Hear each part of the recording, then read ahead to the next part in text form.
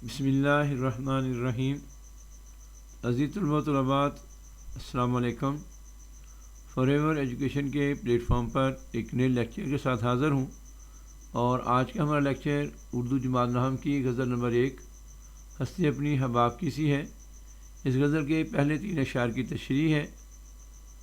और जो बच्चे मेरे चैनल पर नए आए हैं मेरे चैनल को सब्सक्राइब करें, लाइक करें और अपने अहबाब में इसको शेयर करें और बेल आइकन का बटन दबाना मत भूलें ताकि हर नई आने वाली वीडियो का फौरी तौर पर नोटिफिकेशन आपको मिल सके।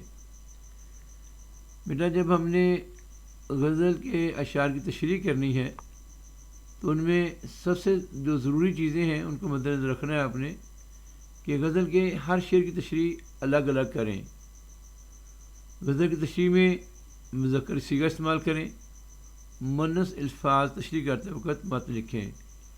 अशार की तशरीह मिसरे के लिहाज से करें। जब एक शेर की तशरीह ख़त्म हो जाए तो ख़ात्मे के लिए मार्कर से नुमाया लाइन लगाएं। इसके बाद दूसरे शेर की तशरीह करें। इम्तिहानी नुक्ता नज़र से अशार की तशरीह के 3 अज्जा होते हैं। जिनमें सबसे पहले शायर का नाम है। तशरीह करने से पहले शायर का नाम ज़रूर तहरीर करें। शेर का मफ़हूम मानी को मद्देनज़र रखते हुए मुख्तसर अल्फाज में शेर का लफ्ज़ी मफ़हूम बयान करें। लफ्ज़ी मफ़हूम लिखते वक्त अपनी तरफ से अज़ाफ़ी बातें हरगज़ ना लिखें। और तीसरी चीज़ तशरीह तरफ नुकात को जहन में रखते हुए शेर की तशरीह करें। तशरीह करते वक्त रोज़मर्रा ज़िंदगी में दरपेश मसाइल का भी हवाला दिया जा सकता है। नीज़ मुख्तलिफ़ शुरा के अशार भी दिए जा सकते हैं। मगर ये कि वो तशरीह तरफ नुकात की वजाहत करें, गैर मुतल्लका अशार मत लिखें। इस गज़ल का पहला शेर है ये नुमाइश शराब की सी है। हस्ती का मानी बेटा ज़िंदगी, वजूद, नुमाइश, दिखावा, हबाब, पानी का बुलबुला, शराब, धोखा या फरेब। इस शेर का मफ़हूम मगर ज़िंदगी की मिसाल पानी के बुलबुले की मानद है। ये दुनिया एक धोखे की जगह है, यहाँ की ज़िंदगी महज दिखावा है। उर्दू गज़ल के शहंशाह मरूफ शायर मीर तकी मीर अपनी मशहूर गज़ल के मतला में दुनिया की बेसबाती का जिक्र बयान कर रहे हैं।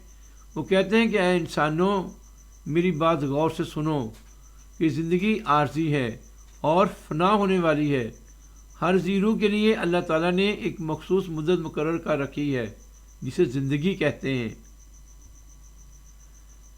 लेकिन इसकी मिसाल पानी के बुलबुले की तरह है जो मुख्तसर वक़्त के लिए नज़र आता है लेकिन फिर गायब हो जाता है। ऐसे ही इंसानी ज़िंदगी है जिसका आगाज़ होता है लेकिन कब मौत आ जाती है पता ही नहीं चलता। इंसानी ज़िंदगी की मिसाल इस चिराग की मानद होती है जिसे फूंक मारकर किसी भी वक्त बुझा दिया जाता है।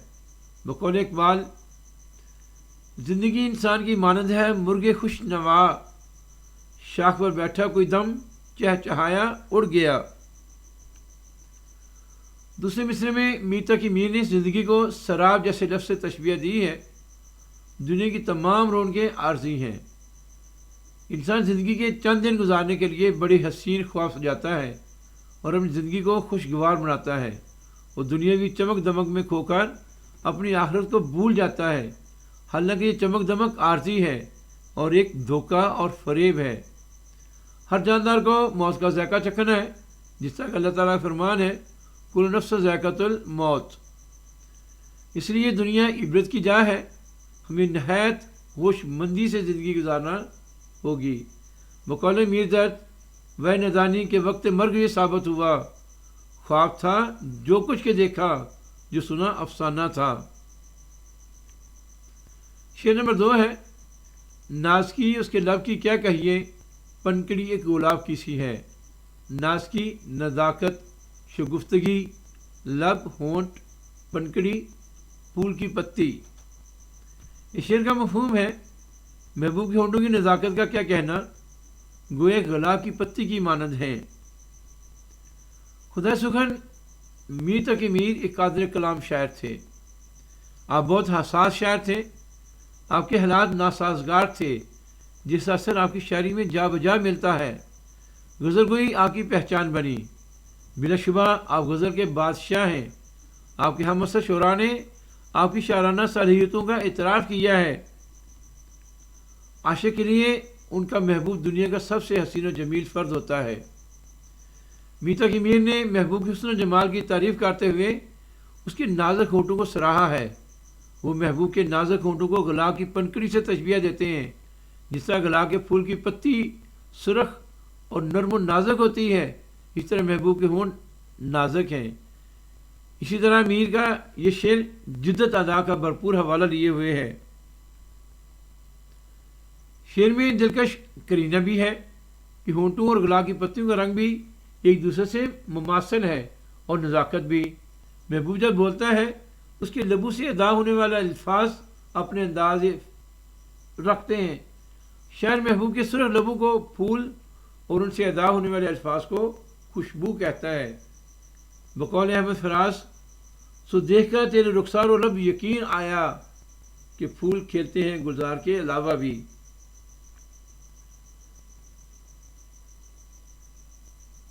ایک اور شعر کہتا ہے، گلا کیسا حسینوں سے بلا نازک ادائی کا، خدا جب حسن دیتا ہے نزاکت آ ہی جاتی ہے۔ بیٹا اکثر ناقدین جو ہیں اس شعر کو نعتیہ شعر بھی کہتے ہیں۔ ان کے خیال میں یہ محبوب سے مراد محبوب حقیقی حضرت محمد خاتم النبیین صلی اللہ علیہ وسلم کی ذات اقدس ہے۔ اس غزل کا تیسرا شعر ہے، چشم دل کھول اس بھی عالم پر، یہاں کی اوقات خواب کی سی ہے۔ چشم دل، دل کی آنکھ، عالم، دنیا، جہان، خواب جو بات نیند میں دیکھی جائے، اوقات وقت کی جمع۔ اس شعر کا مفہوم ہے، اپنے دل کی آنکھ اس دنیا پر بھی کھول تاکہ تمہیں اندازہ ہو جائے کہ دنیا کی حیثیت محض ایک خواب کی مانند ہے۔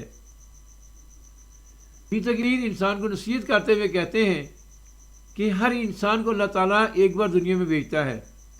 انسان اس دنیا میں کھو جاتا ہے، اس کی رنگینیوں میں مست ہو جاتا ہے اور آخرت کو بھول جاتا ہے۔ اس دنیا کے بعد اللہ تعالیٰ نے ایک ایسا جہان آباد کرنا ہے جو ابدی ہوگا، جس میں ہمارے اچھے اعمال ہمارے لیے باعث عزت ٹھہریں گے اور برے اعمال شرمندگی کا باعث قرار پائیں گے۔ اسی شاعر ہمیں چشم دل کھولنے کا کہہ رہا ہے۔ بقول شاعر، عمل گر نیک تیرے ہیں تو جنت ہے مقدر میں، اگر بدتر عمل تیرے جہنم تیری قسمت ہے۔ دوسرے مصرے میں شاعر ہمیں بتاتے ہوئے کہ دنیا کی زندگی ایسے ہی ہے جیسے انسان رات کے کچھ حصے میں خواب دیکھتا ہے۔